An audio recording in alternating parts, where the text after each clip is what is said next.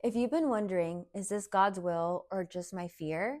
These 5 signs will make it crystal clear that God is closing a door, even if your heart still wants to keep it open. Hi, ladies. Welcome back to Sparkle and Bloom, where I help women heal from toxic relationships and step into their God-given purpose. Sign number 1, increasing unrest despite all your prayers for peace.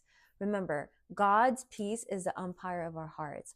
And if peace is missing, most likely that is a sign that God is closing this door. Sign number 2 is closed doors in circumstances you can't control. Job applications not working out, conversations that fall flat, or doors closing no matter how hard you're pushing. And remember, what God closes, no man can open. Number 3, repeated warnings from close family or friends. Like it says in Proverbs 11:14, where there is no guidance, a people falls. But in an abundance of counselors, there is safety. If godly mentors and friends are uneasy, then it's time to take note. The people that are closest to you, the people that have good intentions for you, they are going to notice when something is off. I always say this, it is hard to see past the fog when you are in it.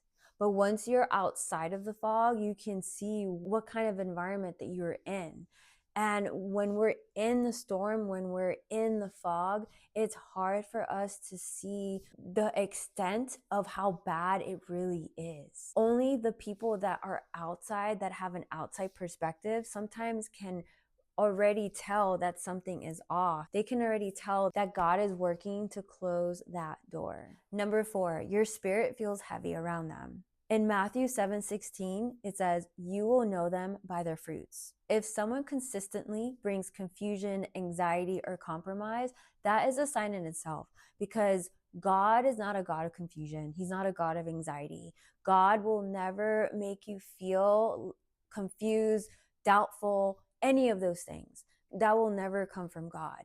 If someone is constantly bringing confusion and anxiety into your life, compromise, that's a sign that you are not aligned with them, that God is trying to show you in more ways than one that you're not meant to be in this environment.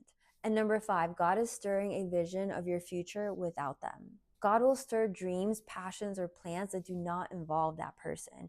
This isn't cruelty. This is more so preparation. One of my clients said that when she joined a certain Bible study and she walked into that house, she knew that she was going to break up with her ex. She didn't know when, but she knew eventually that from being in that Bible study and what was going to happen afterwards, that eventually she was not going to be with her at the time current boyfriend.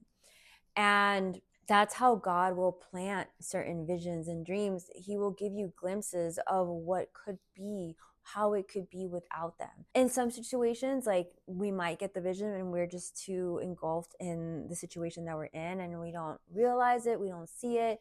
But God will show you visions and dreams to show you of what it would be like in a completely different environment, in a completely different situation. It's so fascinating because he plants that dream and that vision in your mind and your heart because he knows that those are the plans that he has for you.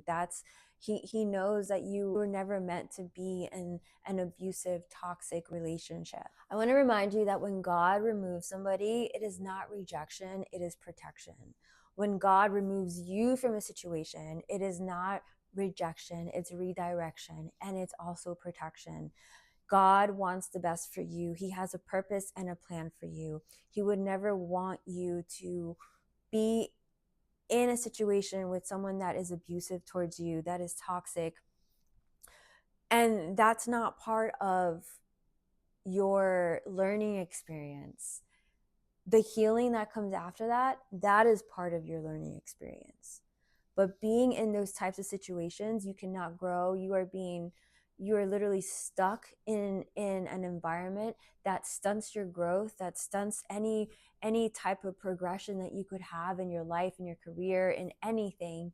And God doesn't want that for you. He doesn't want that for you. He wants you to live out the purpose that he has for you. And being in those types of relationships, like God never intended that. That's actually bondage. That's actually a lot of spiritual warfare that is happening in those types of relationships to keep you stuck, so that way you don't fulfill the purpose that God has for you. I want to thank you, ladies, for watching. If you want to download my free 5-day self-worth reset devotional, I will link it down below. I hope you ladies have an amazing day, an amazing week. You are so loved, and just know that God has your back, that all you have to do is draw near to him and he will draw near to you. And if he is trying to warn you about something, if he is trying to let you know that this door, this chapter needs to close in your life because he has something bigger and better for you waiting on the other side of that, then pray about it. Ask him. I just know in my fiber, in my soul, that we are not meant to be in toxic, abusive relationships. God does not want that for us. So with that, I pray that you ladies have healing, you ladies have clarity, that God gives you the courage to step forward and the confidence to know that you made the right decision. I love you, ladies. God absolutely adores you, and I will see you next time.